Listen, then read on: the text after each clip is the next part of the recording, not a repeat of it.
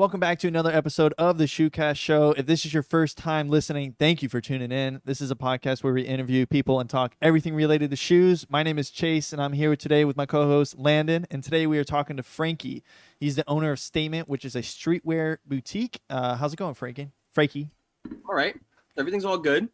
Awesome, man. Well, thank you for coming on here. So before we get into the interview, just tell us a little bit about yourself. All right. So I'm Frankie. I also go by the name of Frankie Tapar on like social media. Name stuck with me for a while, but I own a Stvtement here in the Cherry Hill Mall in New Jersey. Cool. Currently, man. we're in the back of the store, as you see the stock room. Right. Massive stock room, man. Right. It looks like that the shoes just keep going on for days. I mean, it's honestly not that big, but there is a lot of shoes. Like, we need more storage. Yeah. Right. That's crazy. So how did you get involved with shoes in the streetwear scene?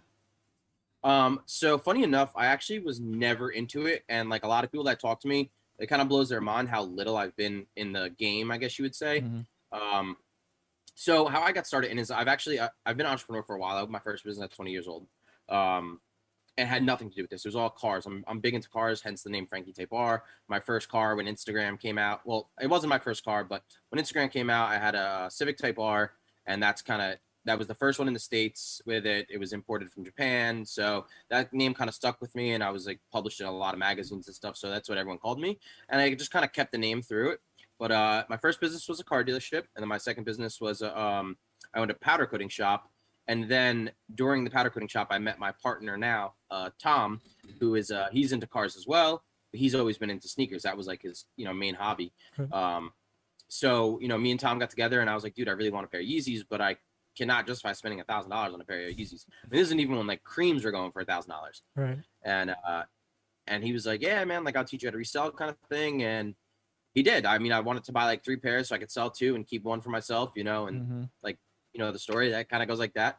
And that's kind of how we started. And, fast forward, 2 years and another business that we had that I'm not going to mention their actual name, but we had another business. It was 3 partners, me, Tom, and another person.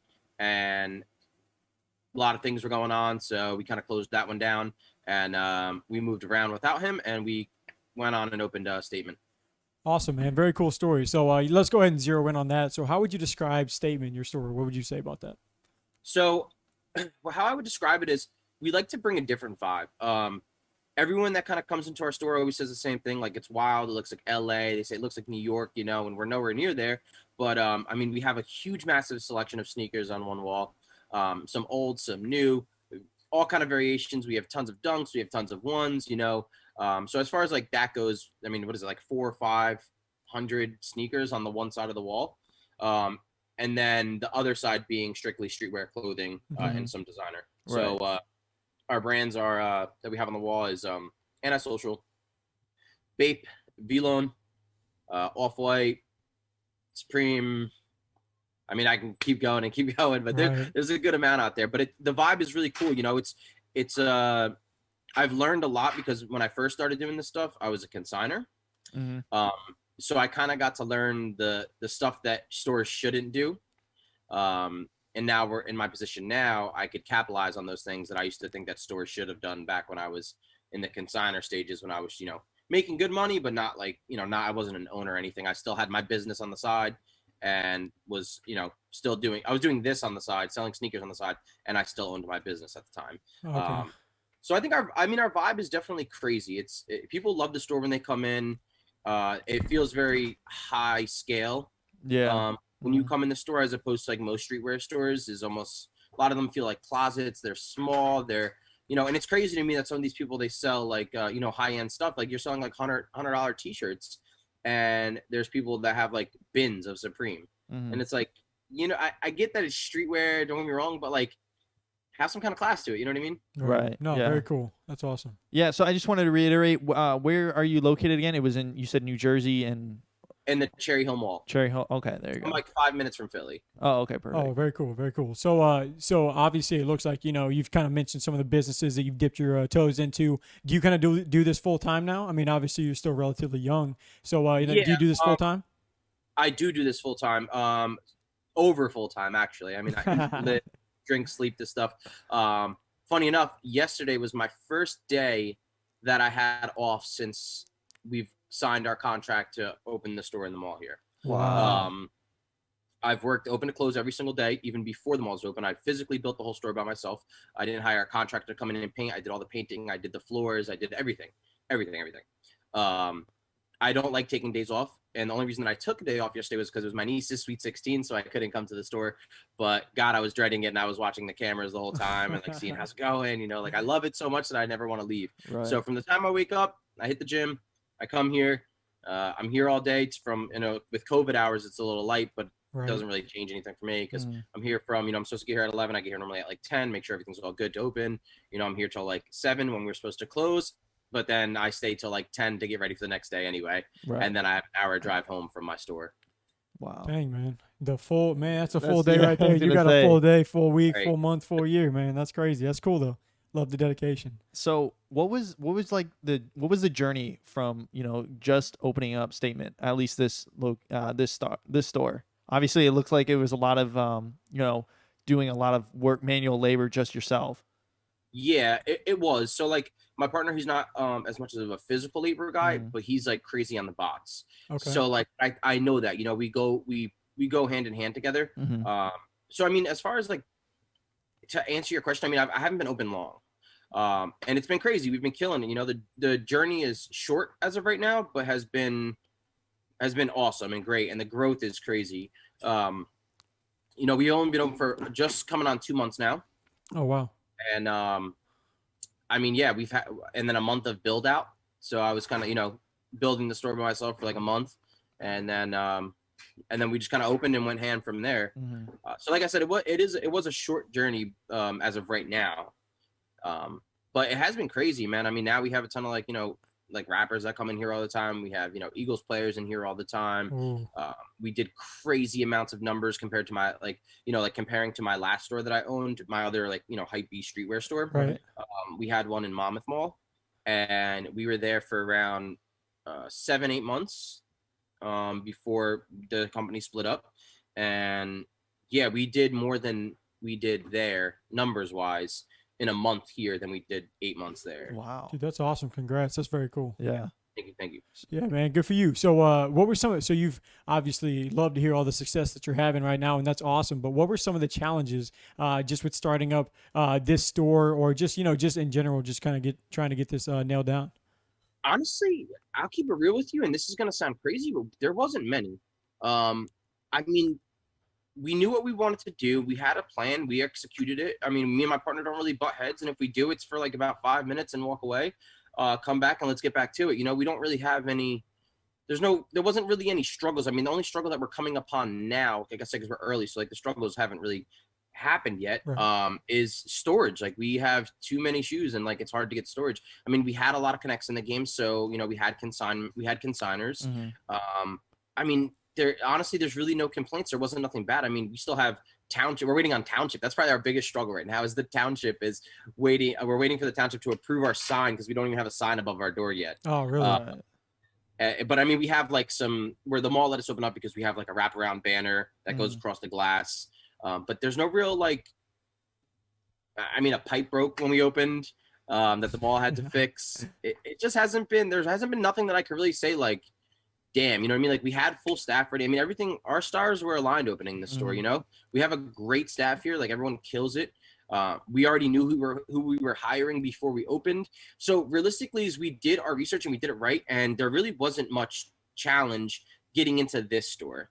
I mean, going into my last store, there was tons of challenges and stuff like that, that, got me to this point to now I know what I had to do. Right. But as of this store, there really is no challenges, no complaints. That's good. And you can clearly, I can just tell just from us interviewing you in these first 10 minutes that you set the precedent for what hard work looks like, putting in all the time. And the more you work, people are going to take notice of that and probably try and kind of piggyback off that. And, I mean, it's a great system that you guys have set up there. I can already tell that. That's awesome. Yeah, thank you. Yeah, and you've definitely worked hard, man. Yeah, that's good. Yeah, and I'm sure you've definitely learned. It's such a true saying. When you love what you do, it's like you're not working. Oh yeah. Even I mean, I'm not any new to hard work. I mean, I got that from my pops, growing up. But I mean, even when I owned my last streetwear store in the mall, it was I still owned my powder coating business, which is the business I was talking about with cars. Mhm. So I owned my powder coating business, and I would work from there. I'd get there at 9, so I'd have to get up, be there at 9 o'clock in the morning, and I'd be there till 5. Then I'd leave there at 5 to then work at the mall till 11 because the mall closed at 11. This was obviously pre-COVID and stuff. Right. And then still drive an hour home. But working, owning both businesses and like working harder. I'm always going to be the hardest worker in the room. That until the day I die, I'm always going to be the hardest worker in the room. So like I'll always have that mentality to go, go, go, go, go. If there was more hours in a day, I'd keep working. Mhm. Yeah, and there's a certain pride whenever you're working on your own baby too. You got your own child that you put together. So I mean, obviously you're gonna want to make that look as presentable and as perfect as possible. Definitely. Correct. So we noticed that you just recently started back up your YouTube channel. What made you pick it back up? Well, because originally my YouTube channel was obviously for my last store. Mm-hmm. So during COVID and during times that I weren't open, I didn't have anything to really film.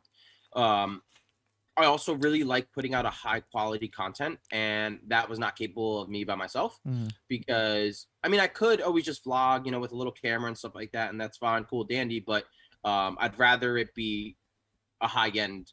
You know what I mean? I want to go to the max. I don't want to half step it. If Right. you know what I mean? Definitely. Yeah. So now I have my full-time video guy. Well, I shouldn't say full-time. I have a dedicated video guy who comes once a week, and we record a couple videos.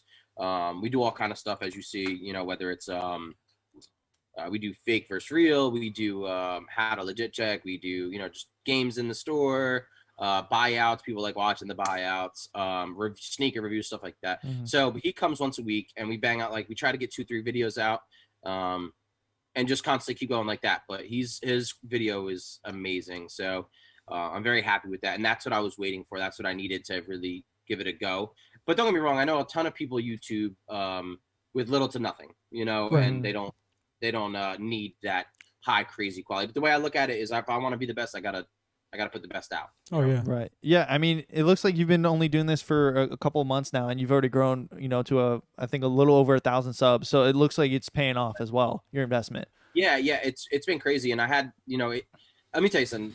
As you guys know, I work hard, but YouTube is crazy. YouTube is so hard. Yeah. It's not physical labor. So as much physical labor I could put in, YouTube is super hard. Mm-hmm. So I give props to anyone who has a thriving YouTube channel. That's awesome because, man, I grinded so hard to you do all this to see so little result. Yeah. Oh yeah. We've been there. We live there. But funny enough, I just got, kind of a smack on the back of the head because I just did a collab with Brap Vlogs, and he's pretty big in Philly and, stuff like that. He's on the bikes and stuff. And he's got, 700K plus subs. So he's been doing it for a while. He knows what he's doing. And he took a look at my channel, and I was like, what am I doing wrong? Am I doing anything wrong? And he's like, no, you're doing great. You're thriving. You're growing so much. He's like, you normally get around 10% of your subscriptions as views. He's like, and you only have 1,000 subscribers, but getting 4,000 views. Right. So it is crazy. You're on the right path, and you're doing great. And I was like, wow, I didn't even think about it like that. So it made me feel better about it. You know what I mean? Because it's work, and I don't even have 10K yet. You know what I mean? So I get the struggle, but it ain't gonna stop me now. Yeah, exactly. Oh, definitely. So now we're going to take a little break and kind of jump away from Stvtement, and we call this next segment called 2 Cents. This is where I bring up a current event, and we have our guests give their opinion. So this just in, if you haven't noticed recently, that Supreme was sold for $2.1 billion to VF Corp. That happened today at, November 9th, 2020. So VF Corp is a brand they own Timberland, Vans, North Face, and many others. So Frankie, what's your 2 cents on Supreme being sold? Okay, so that's a hard question because I don't know which direction to go in it with. I'm not mad about it. Does it suck? I mean, kind of, but I'm not really mad about it. I'm excited to see what they're going to do with it because I feel like on one end of it, they could take it to a cool level because don't get me wrong, Supreme as a skateboard company, it's going to go downhill. Right. I think that's just my opinion. Right. But I feel like from a streetwear aspect, I feel like that's why they bought it, and I feel like it's going to go up from there because I feel like they could produce more of what the people want. So do I think it's going to go in the gutter because OG Supreme heads is what really is the backbone of it? I think it's going to go down resale value wise. But then again, they could also take it a total different route, and there could be a Supreme store in every mall. So that would be whack, and it would not thrive. And I mean, it'll do okay, but it's just not. I don't know. It's not that cool anymore because of that. But exactly, the limited. I feel like original stuff, all the OG pieces, Kermit tees, OG box logos, stuff like that is going to skyrocket now. Right. Exactly. Yeah. So it could. I feel like it's going to bring a lot more light to it, and bring in that, bring that value up for the old school stuff. Definitely very cool. All right, but so they also did a lot of. They did it to themselves, Supreme. Yeah, right. No, definitely. But so now we want to go ahead and move on and talk about your recent video about your ridiculous $80,000 buyout. So kind of talk to me about the process and how did that kind of come to happen? That's a pretty cool thing. It's definitely something that we've been looking for to get your take on. I'd be pretty nervous to just, be like, all right, I'm going to drop 80 racks, $80,000. 80 bands. Like, how that kind of went was someone had came into the store, and legally I'm not allowed to say his name. So some guy kind of came in the store, and he was just talking to me and like who he was, and I was like, I wish I could say it, but I was like, holy, you know what I mean? Like, that's crazy. And he's like, yeah, I don't have Instagram, I don't have Facebook, I don't have it, no social media. And he's like, at first he didn't even like open up with that. He was just like, are you willing to buy, some Off-White 4s? I'm like, yeah, of course. Like, why wouldn't I buy some Off-White 4s? He's like, all right, well, I have like 200 pairs. I'm like, whoa. Like, hold on, what? And at first it's like, okay, but your first reaction, you want to think fake. Yeah, no, right, definitely. Exactly. No, definitely. But then from a second standpoint is when you see that many, and I think I talk about this in my video, but when you see that many, it's almost like, who in the right mind is going to invest? Because even fakes, good fakes, are not cheap. No, you're talking still damn near, retail on them, like 200, 220-ish. Maybe 190. And they can't sell fakes to a guy who does legit fake videos, right? Like, so you're just like, this guy's not walking into my store about to sell me fakes. Like, I don't know. Yeah. Right. And he's showing me all these pictures, and I'm like, in like this warehouse full of them. I'm like, no way. Like, and he's like, well, listen, man, like, I understand from your standpoint, like, you want to see him and stuff. Like, you can legit check every single pair. I'm like, all right, cool. Like, that's first. Like, before we even talk numbers, like, I don't want to waste my time, your time, if they're fake. So take the ride out to his warehouse, looking at him, and I'm like, these are all good.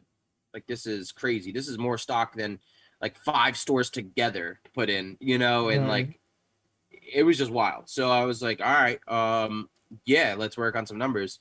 And then while I'm there buying Off-White 4s, she's like, yo, you want some like Travis Scott SBs? You want some this? You want some this? And I'm like, yeah, I'll take that, and just started kind of going off, rambling. Like, I ordered crazy amounts of flints because he couldn't move them, and I was like, you know what, man? Like, I think these are gonna hit on the holidays, so why not grab them? All right. So yeah, luckily I knew where the warehouse was, so that was it was easier to wire transfer someone that much money. Right. When it came to that aspect of Right. it. Yeah. But it was still scary. I mean, because I never did a wire transfer. I did like one wire transfer before that, and that one was like a week before then, and that was like my first time doing it then. And the bank's telling me like, oh yeah, like you don't get it back. Yeah. Like, if it happens. I'm like, It's is there like a PayPal guarantee or yeah. something? There's nothing. Oh, Yeah, it's man. crazy. Yeah, they were just like, nope, good luck. And I was like, cool, like send it. Wow. That's crazy. So, like I said, I could have went to his house, and obviously I wouldn't have, gotten to that level, but it was just like, okay, I know where he lives, and that's a peace of mind. Yeah. And I could always knock on his door, sue him, whatever the case may be. Right.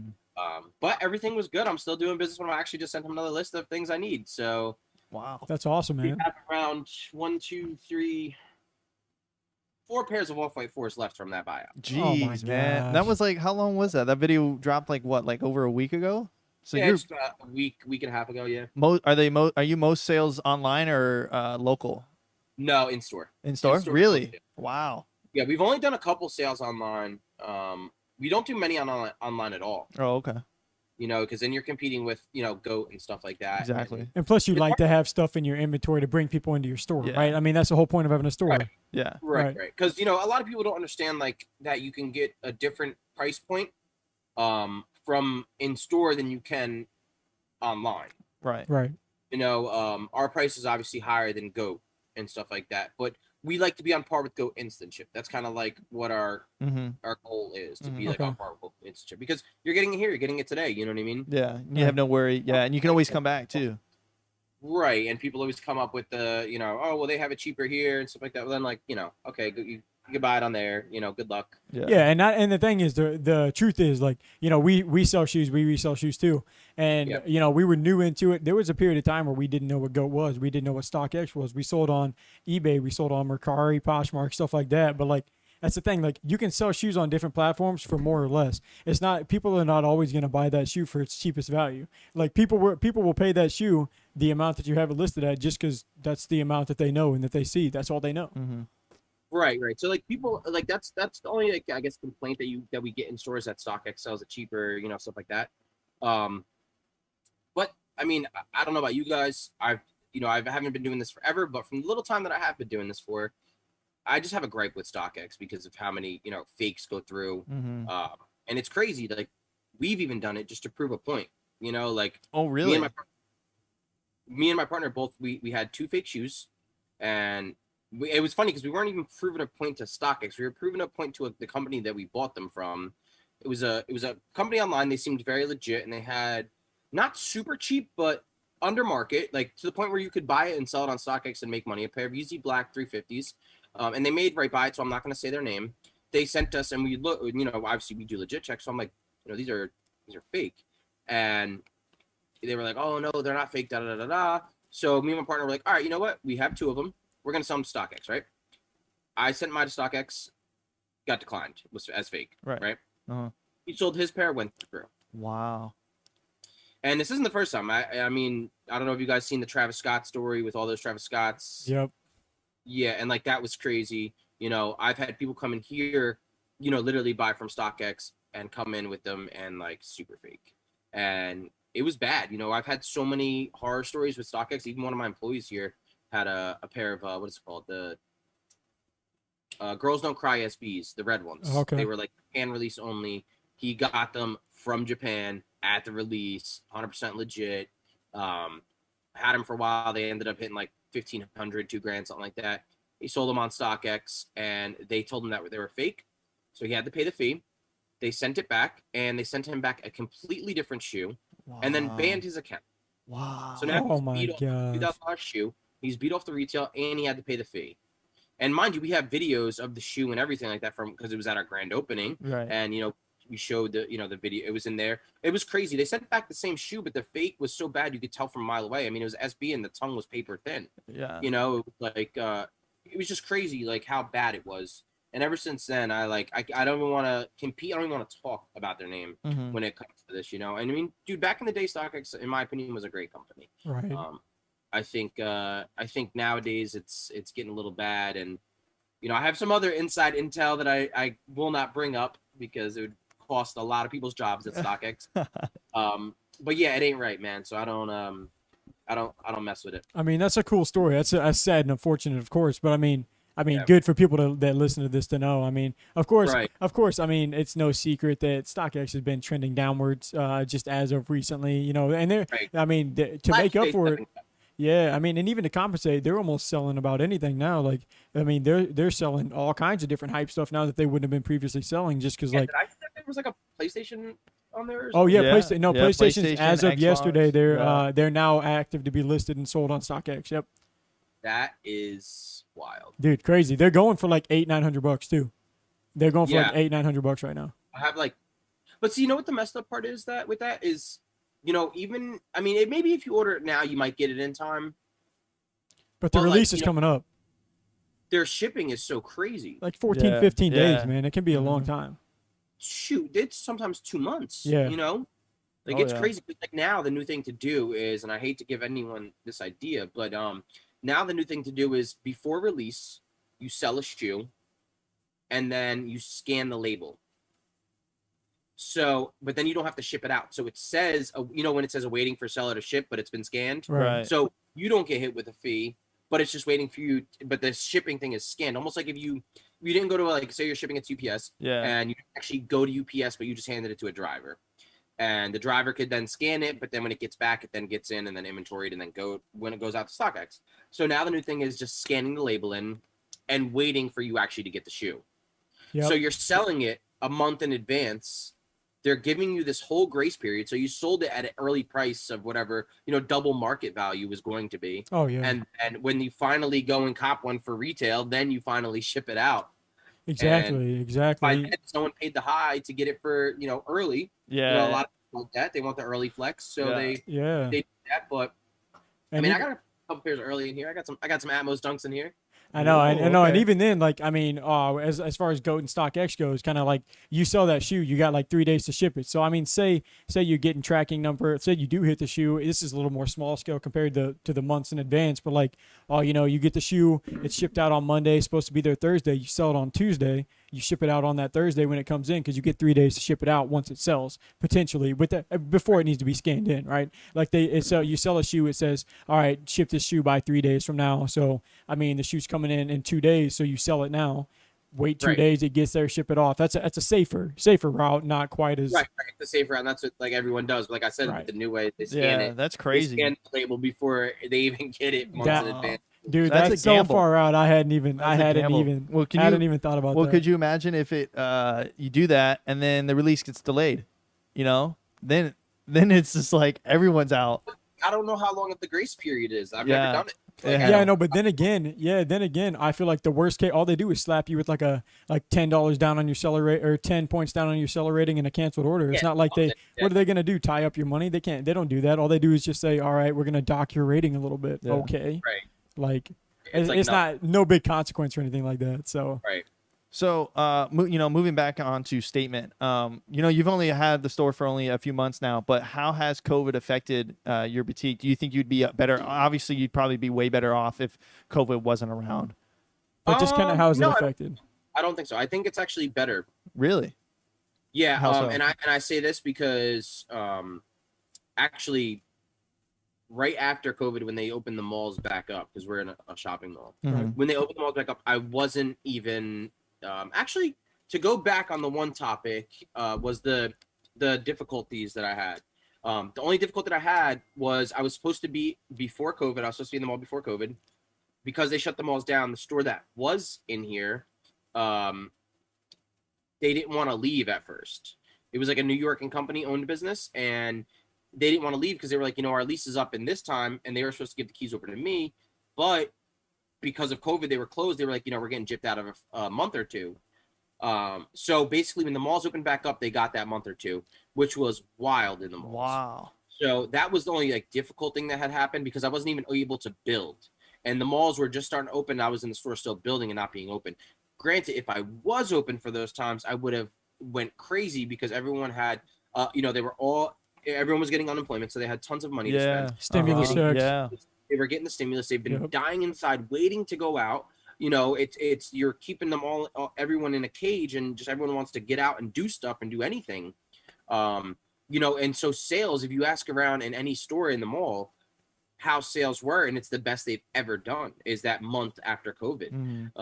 It just shot right back up. I mean, funny enough, I was talking to a piercing pagoda in my mall, a little piercing stand that they have. Oh, right. And I asked them what they do, if they didn't mind telling me, averagely on a day. And they said, around $2-3 grand a day. And then I was like, okay, well, what'd you do pre-COVID? And they were doing 10K a day.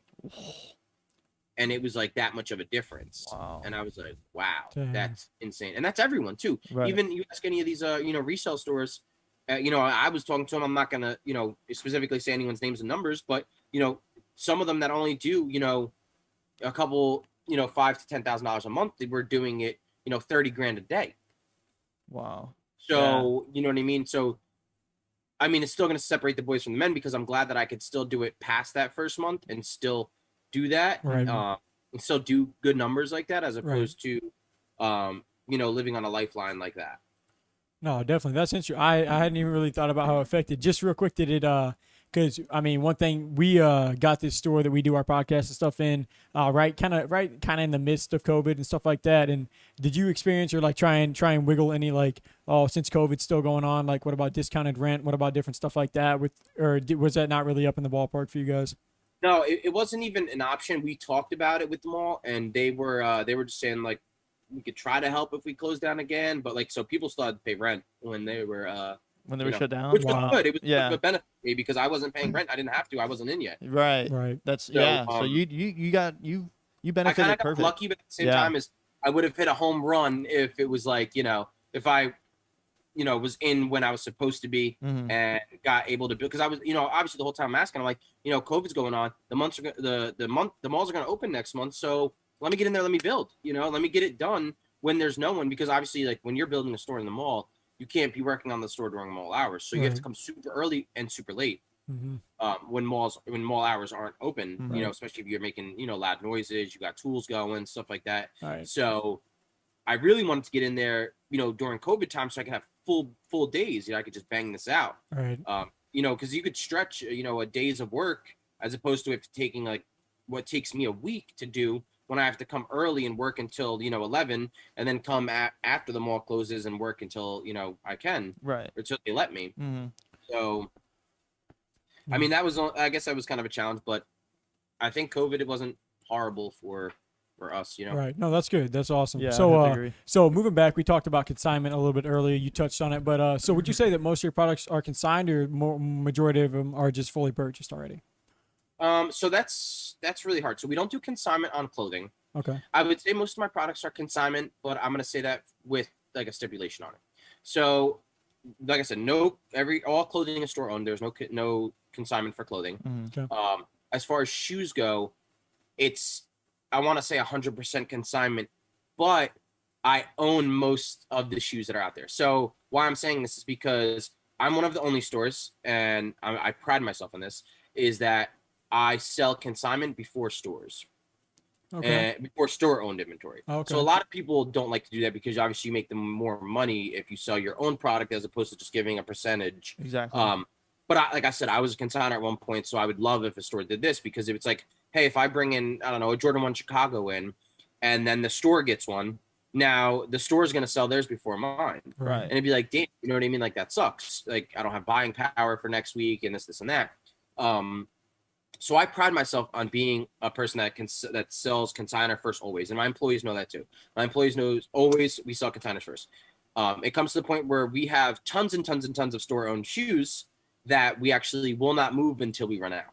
That's cool. So, example, mochas, right? We have around, the Air Jordan 1. Yeah. We got one in the mill right now.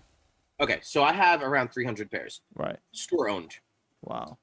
Those aren't even going to hit the floor until probably January next year.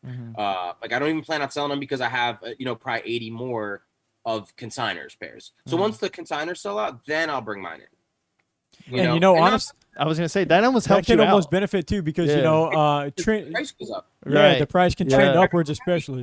I'm happy. It's just the fact that I have the option to buy and hold. And because you always have like different kind of resellers. You have people that buy a ton of one SKU and hold, and you have a ton of people that try to quick flip and get their dollar here, their dollar here. I could do both. Yeah. So I can make the money off of consigners, and as well as making them happy, making them making them a lot of money. I mean, my average consignor is around a $12,000 check a week. So they're killing it. They're very happy. I have tons of my pairs that I could hold on, and then I'll make my money later. So I'll make even more than my original investment in the long term, but then also everyone is also happy. Right, when no one has mochas left, Frank still does. Yeah. Awesome. Yeah, that's smart. It's definitely a different way to approach things. But it's worked out good. Like I said, all of our consigners are happy. They love us. I like my price point that I'm at because we do bought the pairs. So, we like to keep a nice low price point, and our customers for the most part are very happy with our pricing. Right. And that's good for business too. I mean, those consignments going to be, more people coming into the store and stuff like that. Like, who's to say they don't come in to consign a shoe and then they get something off the clothing rack? Oh yeah, like a that. trade. Yeah. No, yeah. It just brings in more traffic too. So it's a win-win for everyone. So quick question, Frankie. So obviously you do those buyouts. Like, how do you judge at what price point and what quantity to stop at when buying a certain SKU? I know I'm the biggest salesman in the store. Right. I do the most numbers. I'm a very people person. I could talk. I'm a hell of a salesman. So when I'm on the floors and people are asking me for certain stuff, once I hear it enough, I'm like, okay, I gotta go get some. Right. Like people are asking for this. Like at first I was almost a little scared to buy an Off-White 4 because it's like that's almost a $2,000 price point. Yeah. So like, everyone's asking for them, but how many people are really gonna come in and just drop $2,000 a day? Right. Uh-huh. So even to put the money out, at a resale price to then try to up it a little bit to make some money off it, is it worth it? And so, I mean, to determine those factors is how much I hear it, how much I see people spending, and it's like, you know what? Let's run it. Like sometimes I'll test a market. Sometimes I'll buy a couple of a shoe. Mm-hmm. I'll buy 4 or 5, and that's what I did with Off-White 5s. I bought a couple of them, the black ones, because everyone was asking about them, and I sold them out the first day, and I said, okay, it's time to buy 100 of them. Right. However I need. You know what I mean? And I mean, there really wasn't no limit. I mean, my only thing that limited me at that buyout was storage. I was planning on buying all 200 pairs of the Off-White 4s. But knowing who he was and the contract that we signed, he's now exclusive to me. So I can that's awesome. now go back and buy the rest of them. Right. I mean, he also sells on one other platform, but very, very, very little. Mm-hmm. So I basically just told him, like, you know what, like if we're gonna do this, whatever. I also gave him the option to consign, but he was like, I've never consigned before, so I probably won't. I'm like, okay, no worries, like that's not a problem. So yeah, I basically was like, okay, instead of me just spending $200,000 here, I'll just spend $80,000 here, and then I'll see you next week. So that's how it's been going. I mean, none of it's been crazy for like buyout videos, to like see you spend money. So me going back every week, and spending, $20,000 is not that appealing because now I feel like I have the top $80,000. Mm-hmm. Right. So so when you're talking to like your buyer, right, or your seller, how do you go for the price point? Do you just negotiate, or do you go off like market? Do you pull up like StockX? You go, okay, StockX is having at that, or do you just go like? Yeah, kind of. I mean, I kind of pay the high, on like that kind of stuff. So basically, like we'll kind of look at like an average between StockX and Goat. As right, I said StockX and Goat. And then we kind of just like come up with a number, and then I kind of just be like, if I take this many, can we work on that number? Right. If I take 30 more, can we work on that number? Yeah. And kind of just like go from there. Gotcha. Okay, cool. Good to know. That's awesome. So I guess you asked. So, I mean, basically one of our next questions is like, you've talked about a little bit of botting and stuff like that. Not that you handle that, but more your business partner and stuff like that. Is that how you get most of your shoes? You also talked a lot about consignment, but I mean, how would you say that you get the bulk of your shoes? Just kind of go into a little bit more detail. With newer releases, yes, it's botting. Mm-hmm. With older releases, I'm at a lot of shows. Gotcha. And then my front door too. A ton of people come in every day with shoes, and we buy off them. Obviously, we can buy with confidence because we know how to legit check. So it's not. There's no issue with that. But then also, like I said, I travel all the time, like SneakerCon, stuff like that. Just doing buyouts all the time. Sweet. So that's awesome. If you know how to really stop and buying. I mean, some people hit me up on Instagram and stuff like that, but it's so hard to take that time out to kind of answer them, especially when they DM the store page and they're like, "Hey, you guys buying?" And it's like, dude, it says buy, sell, trade in our bio. We're always buying at all times. Just come in with it. Let's negotiate. You know what I mean? Like, sounds good. Yeah, we're always buying. So people just walk in the front door or sneaker shows. All right, that's very cool. So I see in some of your videos, you're like doing unboxing mystery boxes like for thousands of dollars, and kind of explain like how does that work, and like do you normally make your money back doing them, or what's kind of been your experience with mystery boxes? Because I've seen some of that, and I think it's super cool. I know that I'm not at a point where I would be like I'm gonna go buy that, I'm gonna risk that, I'm gonna get this or that. Because I mean, yeah, of course, with everything, it's like gambling. The whole point of it is that you can hit or you can miss. It's the same way with a lot of things. So kind of, what's been your experience with that? Yeah, it's a gamble, and I love mystery boxes. I love them so much. So he lit up. He's like, I get like that question. I get so excited. Yeah. So, like, I love doing mystery boxes, and the thing is it's so in my old store in Monmouth, right? Mm-hmm. It was awesome doing mystery boxes, and I don't do them as much here now from a buying side.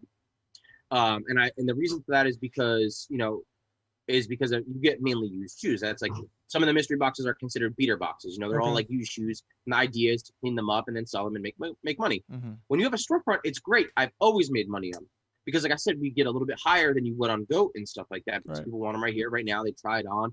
You have a physical, you have overhead, stuff like that. So mystery boxes have been crazy good if you're in an area that can sell used shoes. And here in the Cherry Hill Mall, people don't want used shoes. It is a total different demographic, and they don't care for it at all. I mean, it's been to the point where I've showed someone a shoe, they've looked at it, and they put it on, and then they were like, "Oh yeah, I'll take them." And then, "Hey, I just want to let you know that these are pre-owned," because I always tell them no matter what. Right. I'm not like shiesty or anything like that, but I could pass these things probably through StockX, like, you know what I mean? Like they were that clean. And he was like, "Oh no, I don't want that now." He couldn't even tell that they were pre-owned, but the fact that I told him they were pre-owned, did something switched in his head that he didn't want them anymore. And I understand that some people don't want to use shoe. Cool, not a problem. But since my mall that I'm in now is more higher end and they don't want the pre-owned stuff, I don't do as many mystery boxes, but I have been buying since day one so I can provide mystery boxes. So I'm going to be coming out with them probably in January. Wow. And I've been buying like crazy at like crazy good prices so that like I can make my mystery boxes wild. At my last store, I love mystery box so much that I was doing them, and you know, people were making crazy profits. If you actually look up like SB Mitch, he does a lot of mystery boxes. If you look up his channel, he'll show you he made crazy profit on our box that we sent him. I like to make it as profitable as possible, so like you cannot possibly lose, you know. But like it's good because in the store I can get good deals. You know what I mean? Like, you know, so it's good. Like I like to throw some heater mystery boxes together. And that's in the works right now. So you guys are actually the first people to hear that. Wow, that's dope. That's anything awesome. about that. But that's going to be coming up really soon. And in my last store, they sold out. This literally brought me to tears when I first dropped my mystery boxes at my last store. They sold out in under a minute. I think to be exact, it was like 30 something seconds. They sold out, and it was over like $40,000 worth of mystery boxes. And I dropped it randomly with like an hour. Like I think I announced it earlier in the day that I was going to drop it. So like only a day's notice. And I dropped them at a weird time, like midnight for no reason. And I forgot that I set the page to launch at that time. And I was laying down in bed, half asleep. And I just hear my phone going, ching, ching, ching, ching, ching, ching, ching, ching. Oh my gosh. And I was like, what the, you know what I mean? And I look at my phone and I just started crying. I was like, this is so crazy to know that I could physically sell something out that fast. And I felt like I was supreme. Like I felt like I was supreme on Thursday drop day. Like it was amazing of a feeling. And I can't even explain how thankful I was for that. And I made sure everyone made profit on those boxes. And like people still now to this day hit me up and be like, "Dude, when you drop mystery boxes, when are you making mystery boxes again?" Dude, you know, so like cool. That's awesome. the best ones in the game. And I was like, that's so awesome to hear, and just to know that, and I could supply that. I'd be okay with losing money on a mystery box from my pocket so that someone else could make money because I love mystery boxes so much. That's awesome, man. Those are so cool. Yeah, that's really well. I cool. guess I mean that kind of leads perfectly into our next question. Is you know, obviously we're gonna see mystery boxes from the future. Is there anything else that Stvtement has in the back of its mind, or where do you want to see Stvtement grow in the future? Okay, so I don't know how much I can explain on that. But I do have, okay, so there's one of two things. One of them being super major, the one pretty major. There are some crazy things that I'm going to do to like kind of, you know, change the game a little bit. And I'm very excited about it because I like when my mind goes crazy like that. But one of them is just, you know, kind of simple, but I'm very proud and happy about it, is I'm coming out with a sneaker cleaner soon. Okay, cool. So I'm doing my own sneaker cleaner, my own, you know, own formula and everything, own packaging, everything like that. Wow. So that's pretty exciting and cool. But the next one I'm not really going to get into or talk about, but it's going to be wild. Yeah. It's going to be something totally different that no one's seen. Well, kind of. It kind of plays off of something that someone does, but completely changing it up. Can you and I'm surprised that they haven't done it yet. Don't let him give it away. Don't let him. I was give it gonna say away. at least give us a hint or something. I'm not gonna give it away. Okay, come on, Frankie. No, but that's super cool. We've interviewed some you'll see it, and I can guarantee you that every other big company is gonna try to take the idea. I know. StockX is going to do it. Goat's going to do it. They're all going to do it when I do this. Oh, man, that's super cool. And it's awesome that you're coming out with your own shoe cleaner and stuff like that, because we've interviewed some people that have that's what they do. They make shoe cleaners and stuff like that. So it's always cool to see people tweak things, come up with their own thing, what works better on these different things. So we love seeing stuff like that. And there's always, I mean, as long as there's shoes, there's going to be people wanting to clean them. So there's really nothing you have to worry about there at all. So awesome. But so we're moving on towards the end of our interview right now. We ask all of our guests this next question, but what would you say that your all-time grail is? You know, your favorite shoe of all time, and do you currently own it? Or are you still working for it? Is it out of your reach right now? Something you think you'll never attain? can't Just where are believe you on that? There's right nothing now? that's out of his reach, man. $80,000 Nah, buyout. he'll work for it. No, but- no, no. Don't get me wrong. Okay, so now to start this question, something else that might blow your mind, because for some reason it blows everyone's mind. I feel like it's normal and it shouldn't blow anyone's mind. I am like broke. I don't take $1 from the store. Right. I haven't paid myself. Right. I do not make a salary here. I don't make a weekly check here. Neither does my partner. Every dollar that I spend, or every dollar that gets spent in the store, is back on the store. Every dollar that the store makes goes back in the store. We haven't taken any money from the store. We don't plan on taking any money. People get mind blown by that. Like, holy crap, you guys could do this much money and you guys don't even pay yourself. I'm like, dude, I'll be lucky if I have gas. Like, you know what I mean? Like, it's been crazy. Like, we don't plan on doing it. You know what I mean? Because we want the business to grow. We have so much fun in the business. Granted, if something comes in the store, the only thing we have done is like, hey, like, a pair of shoes came in that we both want, and we mutually both want this same exact shoe. We will let the store pay for them so we can both get the shoe. That's the only thing we have done. And it hasn't been much. Some people see this much money and they're like, dude, I'm going to buy this. I'm going to buy that. I'm going to buy this. I'm going to buy a Lambo, like whatever. That's not us. Right. We want the store to keep growing and growing and growing and growing. Very cool. With all these cool ideas that we have, we would just have to keep investing. So we don't take much money from it. I don't care to take any money. It's wild when I, leave the store with tons and tons of money in my pocket, and it's like, or in a bag because it doesn't even fit in my pocket. And then I don't take any of it at all. No, but it's so very going smart. into my grails now, I feel like a grail should never be something that you own. right. That's We've what we had- normally. we've That's what we normally have people say. We've had yeah. said that, yeah. Yeah. So I've had a lot of grails. As of right now, my little grail is the Atmos Dunks. Okay. I really like those. I hope I hit them for retail. They do come out on my birthday. My birthday's in like 3 days. So, Yeah, on the wow. 11th, right? yeah, 11/11. So Yeah, they yeah. come out on the 11th, and that's hopefully. So I'm trying my luck. Normally, I'll just try my luck on this. That's like a mini grail of mine. One of my grails that I do have is my off-white one Jordan 1s, the European ones. Okay. That was a big grail of mine that I finally obtained. Wow. I do like Travis Scott SBs that I just got too. That was the one Yes. shoe that we both really wanted, so we both took it. Okay. But my all-time end-all, like dream shoe is a Freddie SB. Oh, you're one of the Really? Freddy Krueger SBs, huh? Interesting. Dude, It's those are story- super tough. I've seen some new models that they might be coming out with another model for, right? Well, yeah, we'll see. supposedly. I don't Yeah. care for it. Really? You don't like it I as don't much? care. No, but the original ones, Yeah. Yeah. a pair popped up, and of course I get like 15 people that tag me, and he's asking like 30 grand for it, and it's my size, and I'm like,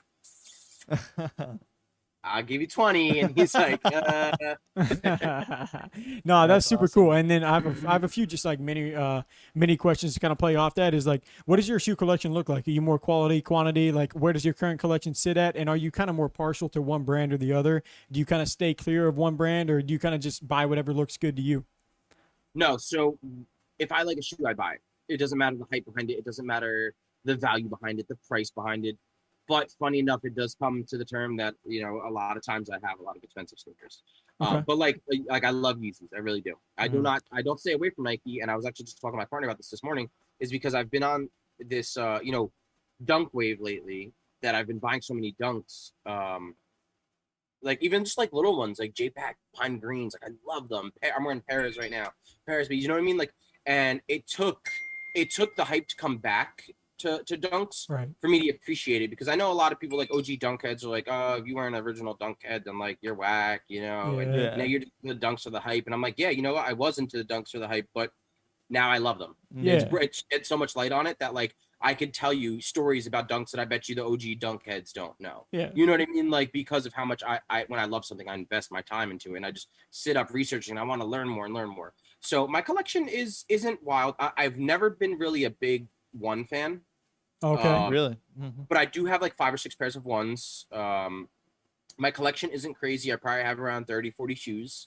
A lot of Yeezys, because I really do love Yeezys.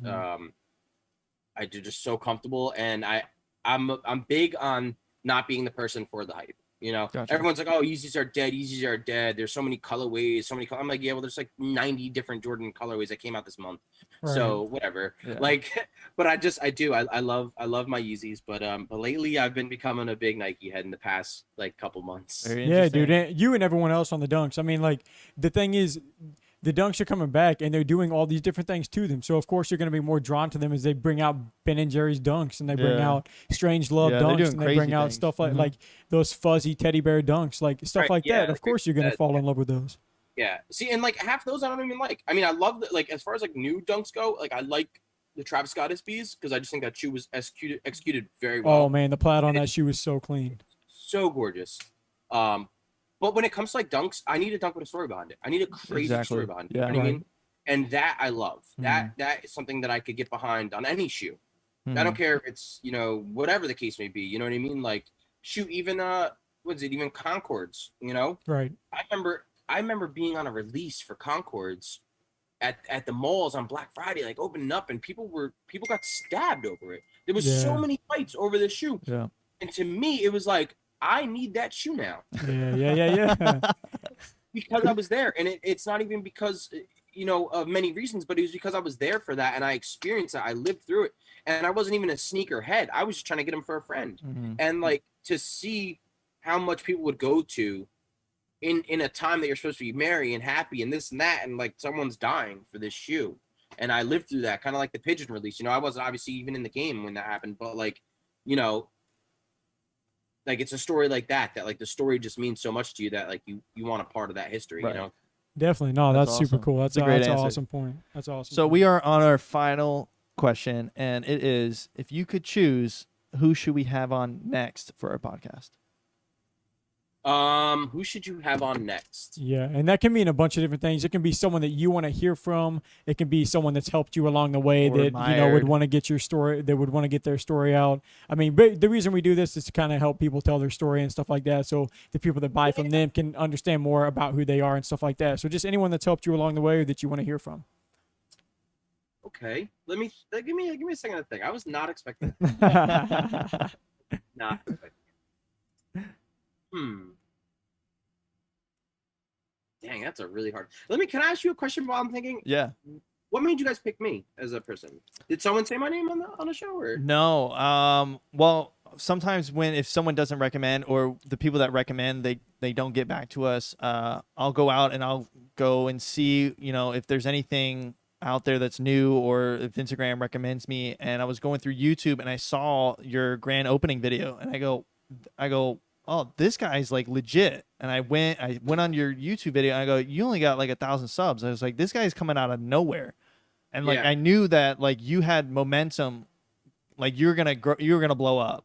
So I knew that because you were going to blow up, I was like, I got to have him on before someone else snatches him on. Yeah, because like Snatches we him up. obviously, you know, we're small, we're nothing major. Yeah, but he came to me like, I don't know, we've been selling shoes for a couple of years now, but about like 6 or 7 months ago, he comes to me and he's like, hey, I got this idea. Like, why don't we like do a podcast? I'm like, what's a podcast? I listen to music. On my way to work, I listen to music. On my way home, I listen to music. He's like, no, let's do a podcast where we interview like sneaker influencers. We interview people like who own boutiques, people who do restorations. We've done that. People who do cleaning products, botters, just anything like that. He's like, we can just interview them, get their story, and like post it up on YouTube and stuff like that. And I'm like, we had already kind of had our foot in the door with like sneaker reviews, like we do our own like basketball shoe reviews and stuff like that. And I'm like, I don't know, man. We'll just try it out. And I think we've missed like 1 week ever since over the past like X amount of months just from something. So, Yeah, I you mean, gotta stay consistent. Yeah. For sure. Mhm. Yeah. But, So yeah, that's exactly why I chose you, is because I saw the quality in your videos and I said, I know he's gonna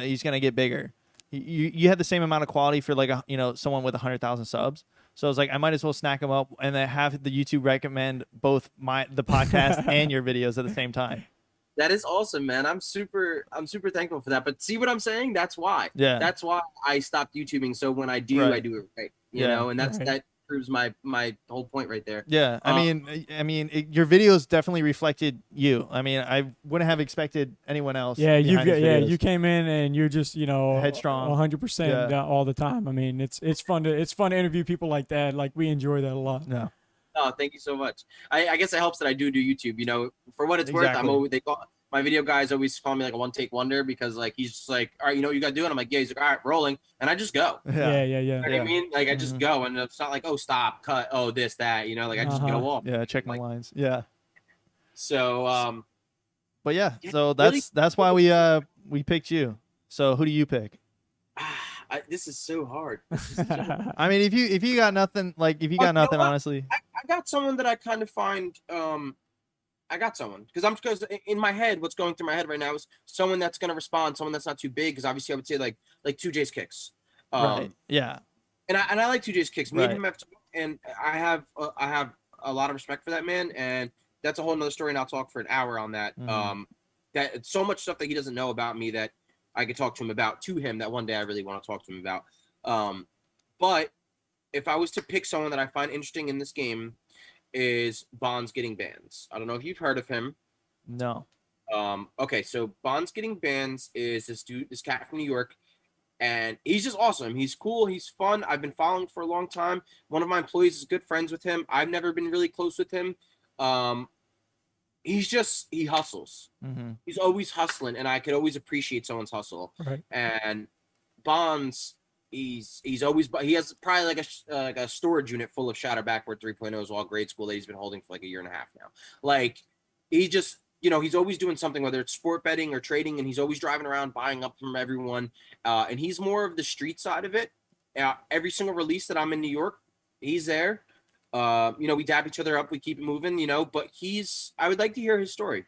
Awesome. That's awesome. That's very yeah, cool. Yeah. If there's any way that you or your friend can reach out, and we'll definitely reach out to him too. I talk to him on a regular basis, so I will tell him that you're going to reach out. Yeah, that'd be awesome. Yeah, we'd love to get his contact info. Keep it on business, but I'd like to see past that. Sure. So awesome. I don't have the time nowadays to be like, hey, let's catch up, let's chill, and let's like talk. You know what I mean? I don't have the time for that.